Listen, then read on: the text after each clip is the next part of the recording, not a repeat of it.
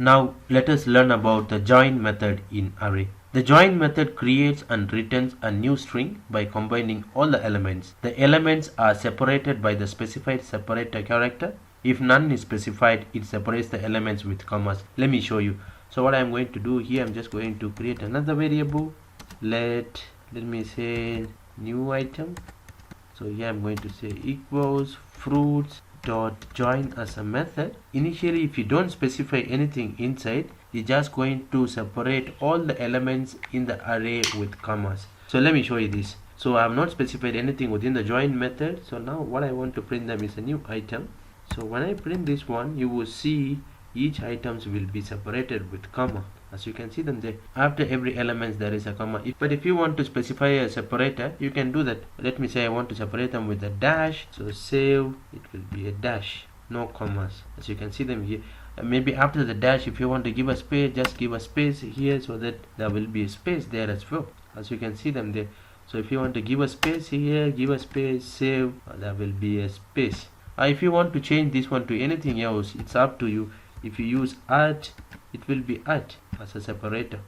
So it's up to you, right? What if here in my array, let's say I just have only one item? In that case, if I don't use anything, what will happen? By default, it's going to be comma, right? But if your array has got only one item, is it going to be separated with comma? It won't, because the array has got only one item. Even if you specify with an separator, it's not going to work because your array has got only one item. This is how join method would work in array. Now let us learn about the split method in JavaScript. The split method takes a separator string as an argument. The method splits the string at each point where the separator occurs. So let me show you this example. Here there is a text saying I love JavaScript. So if I use split as a method, as I said, is going to separate each of the text with commas. For example, let me say, I'm going to say a new text equals, I'm just going to say text dot split as a method. So when I just pass this argument, so when I go and refresh, so there is nothing here because let me just change the name of the item here. Is now new text. Let me save and refresh. You will see each character in this text is being separated with a comma. In case, let's say each of these items, they already have the dashes in between. So let's say if you want to remove the dashes there, just pass the dash here. In case if there is no space in between, let's say like this, it's going to be separated with I, love, JavaScript. Let's say I just want to remove the spaces there. Save, refresh. It's going to say I, love, JavaScript. So it's going to separate them with commas for each of those characters.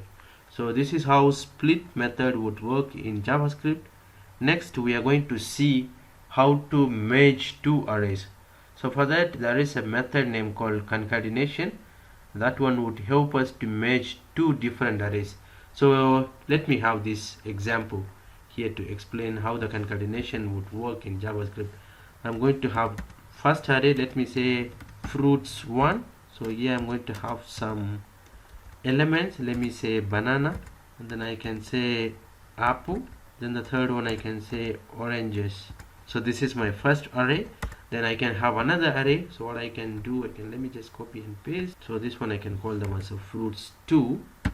So here I can have, let me say cherry, strawberry, grapes. Now I have two different arrays. What if I want to put them together as a one array? So there is a method in JavaScript that can be used, name called concatenation. So let me show you how to use that one. So I'm going to create another variable. Let me say let a new array.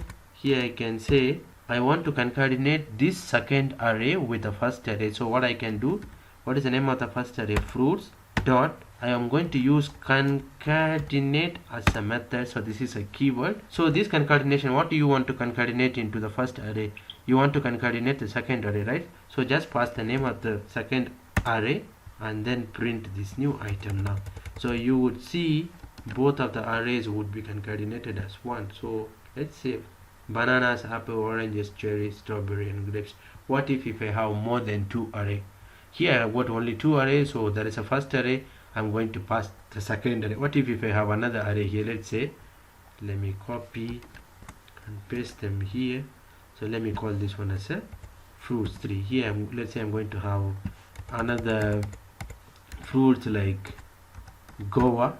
Then here I can have avocados, right? So let me say only I have got these two fruits. So what if I want to concatenate all these three arrays into one? So before we had just only two, so one dot the second one. Now we have three. How are we going to concatenate?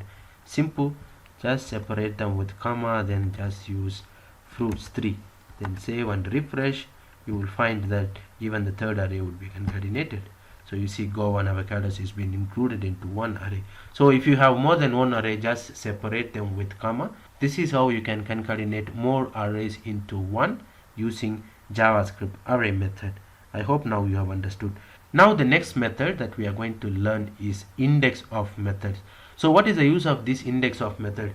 In case if you have duplications, that duplications can be removed with the help of this indexof method. I'm sure that we have already seen an example with this indexof method to remove the duplications. So this indexof method is going to return the index of the first occurrence of an item in an array. For example, let's say I have got bananas, apples, oranges.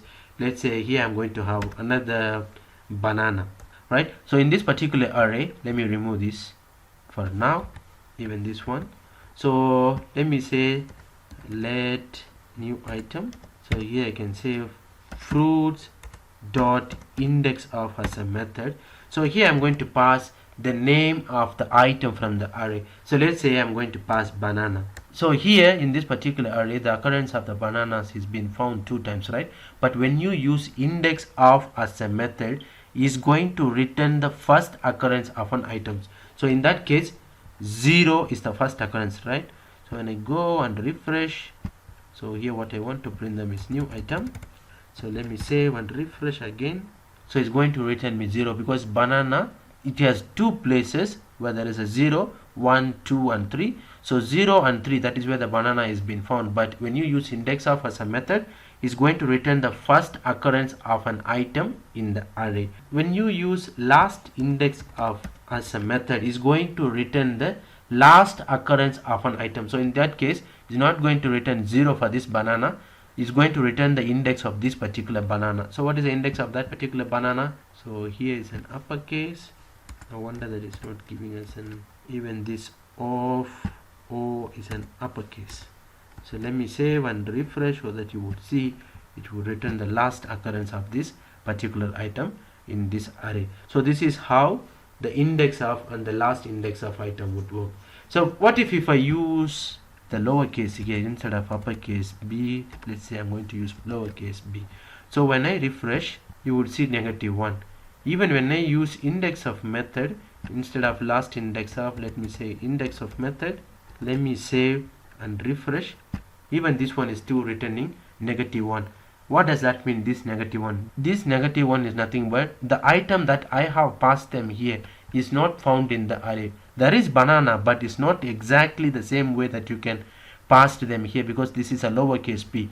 So there is nothing like lowercase starting with a lowercase p in the actual array. That is the reason why it's returning as -1. So if you pass a value here and if that value is not part of the array, then it's going to return -1 in both indexof and last indexof method. So when you find -1, meaning that that item is not found in the actual array. This is how indexof and last indexof array method would work.